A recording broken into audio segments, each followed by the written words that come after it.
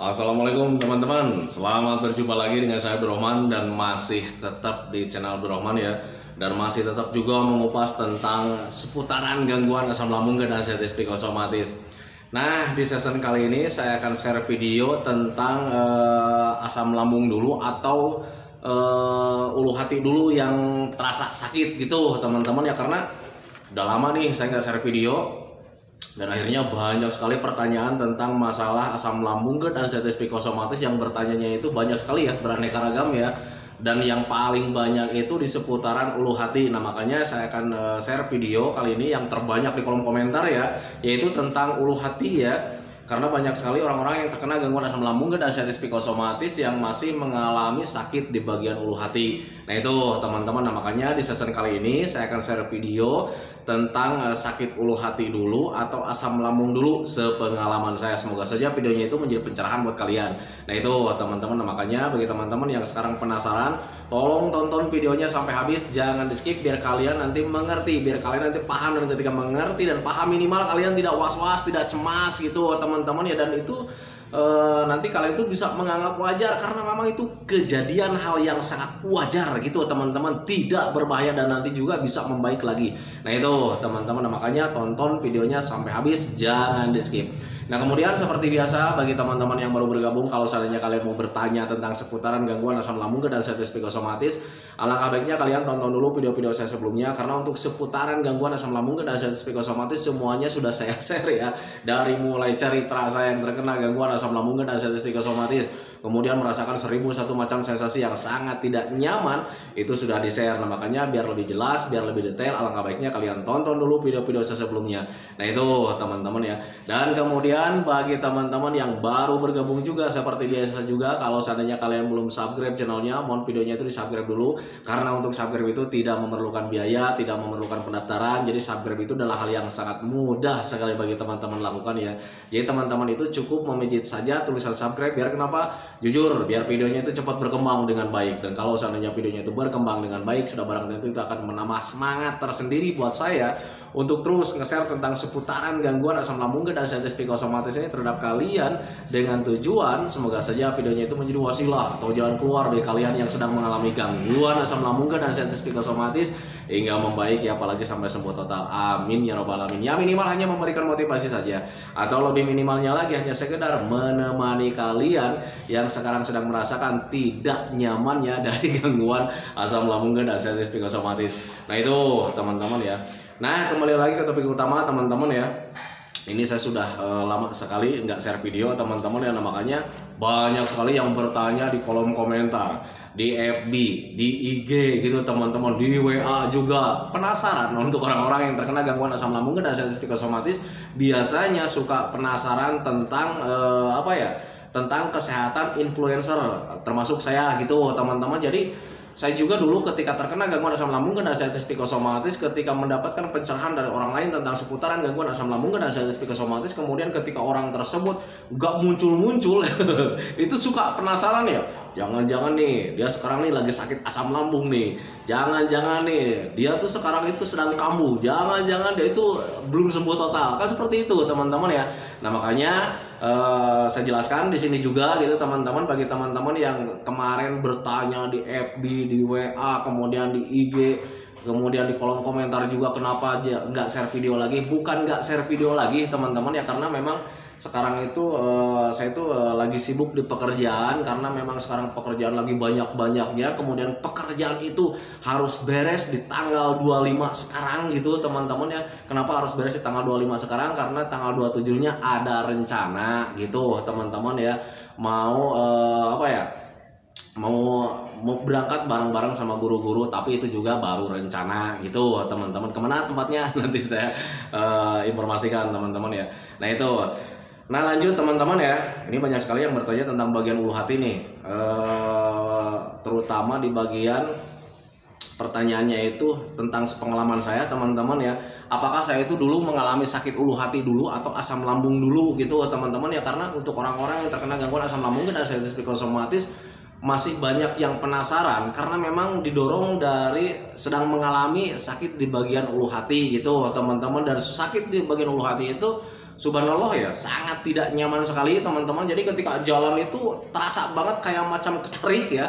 Itu pengalaman saya dulu gitu teman-teman. Kalau seandainya teman-teman berbeda ya mungkin itu pengalaman Anda, tetapi pengalaman saya waktu dulu saat terkena gangguan asam lambung dan anxiety psikosomatis, sakit bagian ulu hatinya itu ya subhanallah sangat nikmat sekali ya. Jangankan untuk untuk jalan-jalan kayak macam begitu ya, duduk diam gini aja gerak sedikit itu nggak nyaman teman-teman ya, apalagi kalau dipakai jalan. Pakai lari itu nggak bisa teman-teman ya. Jadi kalau misalnya jangankan dipakai lari ya, pakai jalan saja itu kayak macam ketarik ke bawah ya, terus-terusan ketarik gitu teman-teman ya. Itu sakitnya dulu saat saya terkena gangguan asam lambung dan anxiety psikosomatis. Nah, banyak juga yang bertanya, apakah Bapak itu mengalami sakit di bagian ulu hati itu apakah asam lambung dulu atau sakit ulu hati dulu gitu teman-teman ya.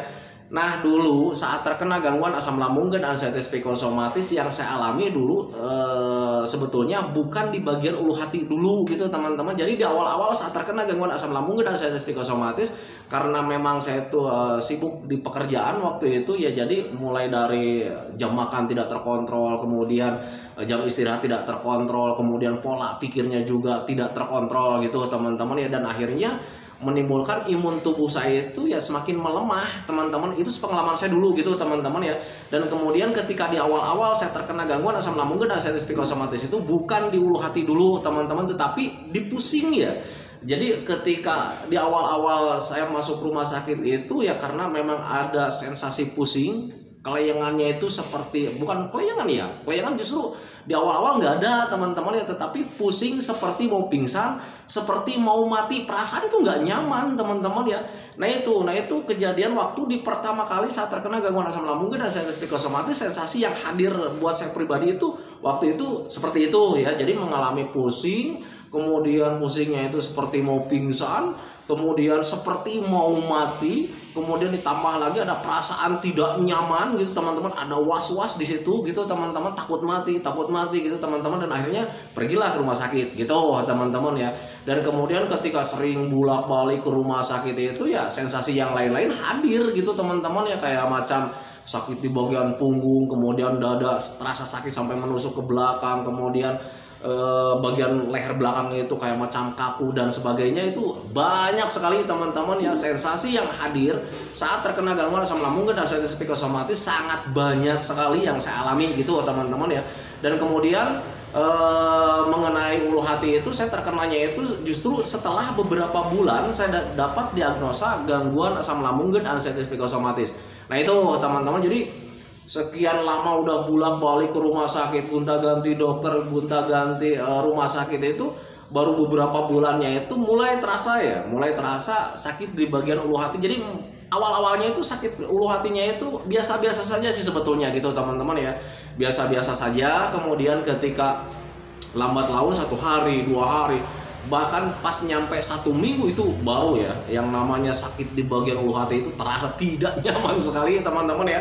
Jujur ya, jadi kayak macam gimana ya, kalau misalnya jalan itu kayak macam ketarik. Makanya saya waktu terkena gangguan asam lambung dan anxiety psikosomatis, kemudian ketika mendapatkan sensasi dari ulu hati yang sangat tidak nyaman gitu teman-teman ya, jalan itu agak membungkuk ya, agak membungkuk. Soalnya kalau untuk bertengadah kayak macam begini itu nggak nyaman, nggak bisa teman-teman ya. Itu pengalaman saya dulu gitu teman-teman. Nah bagi teman-teman yang sekarang mengalaminya tidak seperti itu ya syukurin saja, berarti ulu hati kalian itu tidak terlalu parah gitu teman-teman. Tetapi untuk saya pribadi waktu itu, jangankan untuk jalan ya, jadi untuk nah kayak macam begini aja itu sulit teman-teman, kayak macam ketarik lah ulu hatinya. Nah itu teman-teman ya. Dan waktu saat terkena gangguan asam lambung dan anxiety psikosomatis kemudian mendapatkan hal seperti itu, karena memang pikirannya itu selalu buntu ya, selalu fokusnya itu terhadap ke penyakit yang berbahaya lah, kemudian mendekati kematian lah gitu. Jadi tidak berpikir dengan wajar teman-teman. Dan akhirnya waktu itu juga sama lah, saya juga mendapatkan kecemasan juga gitu. Ada apa ini di bagian ulu hati gitu, jangan-jangan ini mendekati ke jantung. Selalu saja seperti itu, pemikiran-pemikiran yang membuat saya terpuruk waktu itu. Nah makanya waktu terkena gangguan asam lambung dan anxiety psikosomatis, saya sering tanyakan juga ke dokter, kemudian dokternya itu orangnya itu biasanya itu berkatanya itu jujur ya. Untuk dokter itu jadi berbicara itu apa adanya gitu ya. Wah itu Pak esofagus, katanya esofagusnya mungkin ya sedang bengkak aja karena asam lambung. Itu saya belum mengenal kata-kata esofagus waktu itu ya. Jadi berpikirnya itu waduh esofagus apalagi ini saya bilang itu ketika pulang ke rumah itu ya pasti cemas ya. Jadi berpikir itu esofagus itu adalah organ yang sangat fatal gitu teman-teman ya, mendekati kematian selalu saja seperti itu. Bahkan ketika mengingat ke arah saya itu selalu menangis ya, waduh kalau seandainya saya mati gimana dengan keluarga saya, gimana dengan kehidupan saya, selalu saja seperti itu. Dan akhirnya ketika mengenal ke sana akhirnya terus bersedih meratapi nasib gitu teman-teman ya. Dan kemudian ketika mengingat kematian baru di situ saya menyadari gitu teman-teman, kalau seandainya ini membuat saya mati, kenapa nggak dari dulu gitu teman-teman ya. Itu selang beberapa bulan ya, serang beberapa bulan, 1 bulan lebih kayaknya itu, lupa lagi soalnya itu kejadiannya udah lama ya. Jadi selang beberapa bulan gitu teman-teman esofagusnya nggak membaik, kemudian mengingat juga tentang kematian. Kalau seandainya ini ulu hati membuat saya mati gitu teman-teman, kenapa nggak waktu kejadian di awal-awal gitu kan teman-teman ya. Nah waktu itu mulai tercerahkannya itu ke sana dan akhirnya mulai mau mempelajari gitu teman-teman ya. Jadi apa sih sebetulnya ulu hati itu gitu ya, apa itu sebetulnya esofagus itu. Ternyata ketika dipelajari, esofagus itu semacam kayak klep ya, kayak macam klep pembatas antara lambungnya dan tenggorokannya gitu teman-teman. Jadi fungsinya klepnya itu ya biar bisa menahan asam lambungnya itu tidak keluar, kayak macam ketika kita ketiduran biar asam lambungnya itu nggak naik ke bagian kerongkongan gitu teman-teman. Karena jujur ya, dan itu bisa ditanyakan ke dokter bahwa asam lambung itu semacam cairan ya. Jadi yang namanya cairan itu kalau misalnya di botol, tengok aja di botol ya, kalau misalnya botolnya lagi berdiri ya mungkin asam lambungnya di bawah ya, airnya di bawah. Nah, kemudian ketika botolnya ditidurin ya pasti keluar lah dari lubang botolnya. Nah itu tugasnya esofagus gitu teman-teman, biar ketika kita tertidur itu asam lambungnya itu biar tidak keluar. Nah itu teman-teman ya. Nah kenapa untuk orang-orang yang terkena gangguan asam lambung dan sensitif psikosomatis, esofagusnya itu terasa sakit, kemudian terasa kalau dipijit gitu terasa ketarik ya. Nah itu biasanya esofagusnya itu memang betul ya sedang ada pembengkakan karena memang terganggu dari asam lambungnya tersendiri gitu teman-teman ya. Dan apakah itu bisa membaik? Bisa membaik dengan sendirinya teman-teman ya. Nah waktu dulu juga saya saat terkena gangguan asam lambung dan sensitif psikosomatis mencoba mencari tahu ya bagaimana cara memperbaiki esofagus biar kembali normal lagi, biar tidak gagal fungsi lagi, kan gitu ya. Untuk orang-orang Islam itu jiwa penasarannya itu sangat besar sekali teman-teman ya. Dan ketika mencari tahu di YouTube gitu teman-teman ya, ternyata banyak sekali ragamnya. Dan untuk esofagus itu cara melatihnya itu ototnya itu biar kuat lagi, otot lesnya itu ya dengan cara melakukan olah pernapasan teman-teman. Jadi banyak sekali nih di YouTube itu tentang bagaimana cara melatih pernapasan buat memperkuat esofagus, sangat banyak sekali teman-teman ya.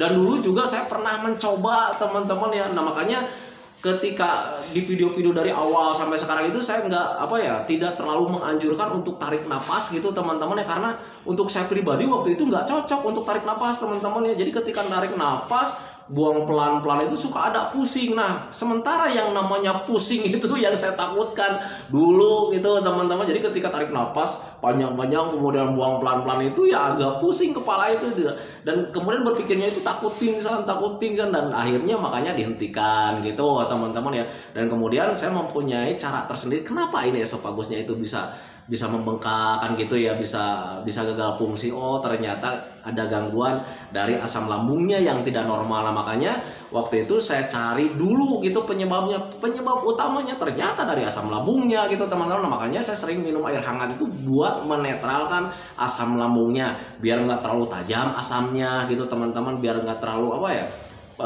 nilai keasamannya itu biar tidak terlalu bertambah teman-teman. Jadi makanya saya sering minum air hangat pelan-pelan, dan ketika minum air hangat pelan-pelan kemudian ditambah lagi sayanya sering bergerak gitu teman-teman, ada pusing sedikit juga nggak apa-apa, bergerak saja, yang penting sudah tahu bahwa pusingnya itu tidak menyebabkan kematian. Waktu itu makanya dipaksakan saja sering minum air hangat pelan-pelan minimal 8 gelas dalam sehari, kemudian sering jalan-jalan juga, dan tanpa disadari itu esofagusnya itu membaik dengan sendirinya teman-teman ya. Jujur makanya saya tuh nggak pakai obat, nggak pakai herbal teman-teman ya, karena saya cukup mengenali saja penyebabnya.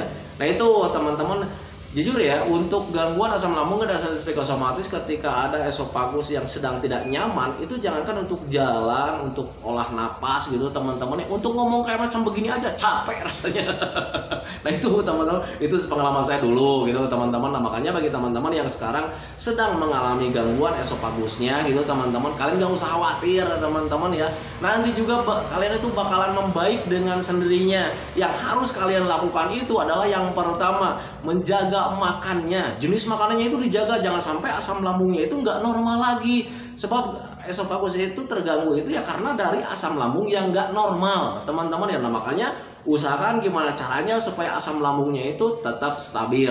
Nah makanya menjaga jenis makanannya itu dari makanan teman-teman ya. Jadi jangan sampai mengkonsumsi makanan-makanan yang membuat asam lambungnya itu bertambah, kayak macam makanan yang alot kayak macam begitu teman-teman, kemudian kayak macam pedas, kemudian asam kayak macam begitu teman-teman ya. Itu pengalaman saya dulu. Yang pertama itu menjaga makannya. Nah kemudian bantu juga asam lambungnya itu biar tetap stabil, biar tetap netralisir gitu, dinetralisir dengan cara seperti apa? Sering minum air hangat pelan-pelan, minimal 8 gelas dalam satu hari gitu teman-teman, 8 gelas dalam satu hari. Jadi jangan terlalu minumnya juga, jangan terlalu langsung diteguk, tidak teman-teman ya. Kita nih jam 6 gitu, misalnya kita minum pelan-pelan 1 gelas, jam 8-nya kita minum lagi 1 gelas, jam 10-nya kita minum lagi 1 gelas, seperti itu teman-teman. Dan minumnya nggak langsung diteguk juga gitu teman-teman ya. Itu cara saya bagi teman-teman yang ingin mencontoh, silakan saja, tidak berbahaya. Nah itu teman-teman ya, nggak ada ruginya juga gitu, karena ya nggak berbayar ya. Nah itu teman-teman ya. Nah kemudian itu ya dari esofagus teman-teman, sepengalaman saya. Jadi untuk esofagus itu yang saya alami dulu bukan esofagusnya dulu, jadi asam lambungnya dulu gitu teman-teman, karena ada pusing, kemudian takut mati, akhirnya sering bolak-balik ke rumah sakit dan akhirnya dapat sensasi yang lain-lain kayak macam punggung terasa berat dan sebagainya. Baru beberapa bulan dapatlah esofagus yang tidak nyaman. Itu pengalaman saya. Nah itu teman-teman ya. Dan cara menanganinya untuk saya pribadi tidak melakukan pernapasan, tapi sebetulnya untuk melatih pernapasan itu sangat bagus sekali teman-teman. Tetapi untuk saya pribadi waktu itu nggak cocok, karena ketika tarik napas buang pelan-pelan itu ada pusing juga, saya takut pusing waktu itu ya. Nah itu teman-teman ya. Nah itu dari esofagusnya ya. Nah kemudian pertanyaan yang kedua, aduh ini yang nulis istri nih, berapa biaya kalau sering seputar asam lambung sampai sembuh? Bukan sering mungkin ya, sharing mungkin ini. Istri saya nulisnya kayak macam sering aja. Nah itu teman-teman ya, ini banyak sekali yang bertanya tentang berapa biaya kalau sharing seputaran asam lambung dan sensitif psikosomatis sampai sembuh total, kan gitu ya. Nah untuk orang-orang yang terkena gangguan asam lambung dan sensitif psikosomatis, bagi yang mau konsultasi ke saya, catat sekali lagi gitu teman-teman ya, kalau untuk konsultasi saya suka tolak gitu teman-teman. Karena apa? Karena saya itu bukan dokter ya. Saya bukan dokter, saya bukan ahli hipnoterapi, saya bukan ahli medis, saya bukan ahli obat-obatan teman-teman ya. Saya itu hanya orang yang pernah mengalami gangguan asam lambung dan sensitif psikosomatis, bisa sembuh total tanpa obat, tanpa herbal. Makanya kalau misalnya yang datang ke sini untuk konsultasi, saya tolak teman-teman. Tetapi kalau misalnya sharing ya, sepengalaman, bercerita sepengalaman bagaimana cara menyembuhkannya, itu saya terima gitu teman-teman ya. Karena kalau untuk sharing nggak ada ruginya teman-teman. Dan kalau konsultasi, sayanya harus dokter, sayanya harus berijazah kedokteran, harus tahu yang namanya kesehatan, berijazah juga gitu teman-teman ya. Nah itu, nah makanya bagi teman-teman yang ingin sharing silakan saja. Dan untuk biayanya saya katakan gratis teman-teman ya. Kalau misalnya kalian tidak percaya, silakan tanyakan sama orang-orang yang sudah sembuh total gitu teman-teman. Jadi untuk biaya untuk saya pribadi itu tidak ada sama sekali, karena untuk menjual untuk menjual pengetahuan itu saya tidak ya. Nah itu teman-teman ya. Nah tetapi ada kala juga gini teman-teman ya, ketika saya itu misalkan ada telepon, Pak saya sedang kambuh nih, suka saya datengin ke rumahnya, tapi di seputaran Cimahi, di seputaran Bandung yang deket-deket juga teman-teman ya. Dan jujur teman-teman, saya nggak meminta bayaran juga sama orang yang didatangin juga, itu saya nggak minta bayaran teman-teman ya. Tetapi kebanyakannya orang-orang yang sering saya datangi itu kadang memang jujur ya, ini suka ngasih amplop gitu teman-teman ya hanya sekedar buat bensin teman. Dan itu saya tidak memaksa, kadang suka saya kasihin juga ke anaknya, tapi kadang juga ada yang dipaksa-paksa seperti itu teman-teman ya. Karena ya mungkin ya udah malu lah mungkin didatangin, padahal itu saya niatannya nggak seperti itu teman-teman ya. Nah itu jadi saya katakan untuk orang-orang yang terkena gangguan asam lambung dan anxiety psikosomatis yang ingin sharing dengan saya tidak berbayar, gratis teman-teman ya. Tetapi yang namanya gratis teman-teman ya harus bisa menyesuaikan dengan waktu saya juga gitu teman-teman, karena memang saya juga sedang bekerja. Nah itu teman-teman, jadi kalau misalnya kalian mau sharing itu di waktu-waktu saya libur lah, kayak macam Sabtu, Minggu gitu teman-teman ya. Nah itu teman-teman, kalau di hari kerja saya pulangnya kadang suka malam juga. Nah itu teman, kadang malam beresnya. Nah itu teman-teman ya. Dan kemudian untuk pertanyaan selanjutnya ini apa nih? Kenapa nggak share video? Oh ini udah dijelaskan tadi ya.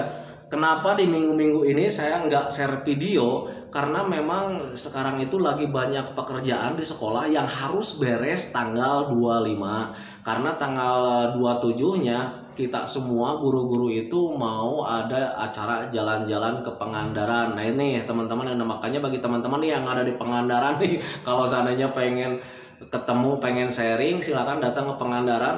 Cuman lupa lagi nih hotelnya, hotel apa ya namanya. Nanti besok saya tanyakan ke guru-guru hotelnya hotel apa. Nanti bagi teman-teman yang ada di Pangandaran boleh mengunjungi ke hotel, karena untuk main-main di pantai saya juga kurang suka ya, karena memang cuacanya panas teman-teman. Kalau saya itu senangnya itu ke gunung gitu. Cuman karena memang nanti tanggal 27 itu ya karena acara guru-guru di sini, saya juga ikut lah gitu teman-teman ya. Nah makanya bagi teman-teman yang ada di Pangandaran, kalau seandainya pengen ketemu dengan saya, ikutin videonya. Besok saya umumin di hotel mana saya menginap. Nanti kalian bisa datang ke sana, kita ngobrol-ngobrol aja gitu teman-teman ya. Ya hanya sekedar apa ya, mempererat tali silaturahmi lah, biar kita itu ketemu jadi saudara gitu teman-teman ya. Nah itu teman-teman ya. Mana lagi pertanyaannya nih? Walah ini udah 21 menit lebih ya. Nah itu teman-teman ya, sebetulnya ini pertanyaannya banyak sekali teman-teman ya. Cuman waktunya yang nggak memungkinkan gitu. Ini durasinya udah terlalu lama. Itulah seputaran ulu hati yang saya rasakan gitu teman-teman. Bagi teman-teman yang sering bertanya tentang seputaran ulu hati, gangguan asam lambung dan anxiety psikosomatis, yang saya alami dulu ketika saat terkena ulu hatinya sakit itu sebetulnya dari asam lambung dulu gitu teman-teman. Jadi tidak serta-merta ada ulu hati dulu yang sakit kemudian ke dokter baru dinyatakan asam lambung, tidak seperti itu pengalaman saya teman-teman. Jadi pengalaman saya itu memang terkena asam lambung dulu di awal-awal, ada pusing seperti mau pingsan, seperti mau mati, perasaannya itu aneh, campur ya, jadi ada was-wasnya, ada gelisahnya, karena ya takutnya itu menghadapi kematian. Nah itu teman-teman, dan kemudian selang beberapa bulan baru saya terkena ulu hati, dan cara menanganinya memang seperti itu ya, sering minum air hangat pelan-pelan, kemudian sering jalan-jalan juga tanpa disadari ya. Dengan jalan-jalan itu napasnya kita terolah gitu teman-teman, kemudian dari geraknya kita otot esopagusnya itu membetul dengan sendirinya. Nah itu teman-teman, jadi untuk membetulkan esofagus itu saya berjalan apa adanya teman-teman, tanpa obat, tanpa herbal gitu teman-teman ya, karena untuk seputar gangguan asam lambung dan anxiety psikosomatis itu nanti juga membaik dengan sendirinya teman-teman ya. Jadi kalian tuh nggak usah khawatir. Tetapi kalau misalnya kalian bertanya juga, tetapi Pak ini lama ya. Nah itulah ciri khas dari gangguan asam lambung dan anxiety psikosomatis. Jadi berbeda dengan gangguan yang lainnya. Jadi gangguan asam lambung dan anxiety psikosomatis itu ya butuh waktu, butuh tempo ya, karena di situ butuh pelatihan ya. Yang namanya pelatihan itu butuh tempo ya, butuh waktu, dan kemudian obatnya ada dalam diri kalian masing-masing. Siapa yang tangguh, semangat, tekadnya kuat untuk melakukan metodenya, dialah orang yang paling cepat gitu teman-teman. Nah, makanya bagi teman-teman yang sekarang sedang putus asa gitu teman-teman, jangan pernah putus asa. Karena putus asa itu nanti justru akan menambah pemikiran kalian itu menjadi stres tersendiri gitu teman-teman ya. Yang harus kalian lakukan itu adalah semangat. Nah itu teman-teman, karena tanpa semangat ya kalian cuma mengeluh, merasa rasakan kapan saya akan sembuh. Nah itu teman-teman, itu pengalaman saya dulu gitu teman-teman ya. Nah itu teman-teman ya, video dari saya tentang seputaran gangguan asam lambung dan anxiety psikosomatis, terutama di bagian ulu hati yang sakit gitu teman-teman. Semoga saja videonya itu menjadi pencerahan buat kalian. Semoga saja videonya itu ya minimal hanya sekedar menemani kalian lah yang sekarang sedang merasakan tidak nyamannya dari gangguan asam lambung dan anxiety psikosomatis. Kemudian bagi teman-teman yang bertanya juga kenapa nggak share video, mungkin besok dan selanjutnya saya akan share setiap hari, karena kesibukan kemarin itu ya karena saking sibuknya jadi saya jarang share. Tetapi karena sekarang sudah beres, besok pasti akan share lagi. Nah itu teman-teman hanya sekedar menemani kalian. Nah itu teman-teman ya, semoga saja videonya menjadi pencerahan buat kalian. Kemudian seperti biasa sebelum saya akhiri videonya, saya selalu mendoakan sama teman-teman itu semoga saja teman-teman itu cepat sehat lagi, cepat sembuh lagi, cepat kembali lagi keadaan kalian yang dulu, baik semangatnya, moodnya, tertawanya, pokoknya kehidupan kalian yang berwarna yang dulu itu semoga saja cepat kembali lagi, karena memang saya yakin 100% bahwa keadaan kalian yang dulu itu sangat dirindukan sekali. Nah itu teman-teman, kemudian doakan saya juga teman-teman ya, agar saya itu tetap sehat, tetap kuat, tetap ceria, agar masih bisa tetap menemani kalian. Nah itu teman-teman ya, saya hentikan videonya teman-teman. Assalamualaikum warahmatullahi wabarakatuh.